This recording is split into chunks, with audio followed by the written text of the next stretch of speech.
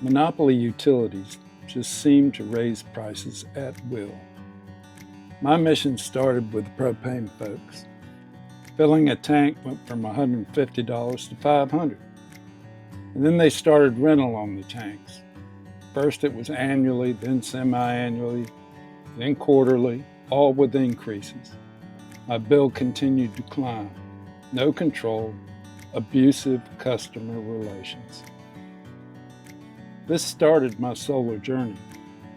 Even though there's definitely an upfront cost, there is a payback period, a return on your investment. Eventually, solar starts actually saving you money. When most people hear solar user, they often imagine a few different types. Off-gridders, those living completely independent of the utility company. Then there are the RV and camper folks who rely on solar to power their adventures on the road. Overlanders and off-road climbers who use solar to keep their gear charged up in remote locations.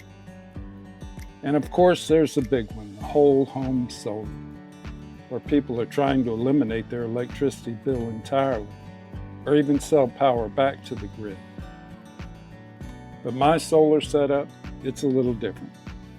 I fall into a category that will become increasingly more important here in Florida: hurricane preparedness and everyday cost savings. Living in Jacksonville Beach, we're no strangers to hurricane season. The thought of losing power for days or even weeks is a real concern. That's where my solar power comes in. It's not about powering an entire house 24/7, but rather about keeping a reliable source of electricity for the essentials when the grid goes down, keeping the fridge running, and powering a few critical items. It's about peace of mind during those uncertain times. Beyond hurricane season, I also use my solar setup to reduce everyday electricity expenses, specifically when it comes to cooking. I've got a great air fryer and an induction cooktop that can run off solar-created energy.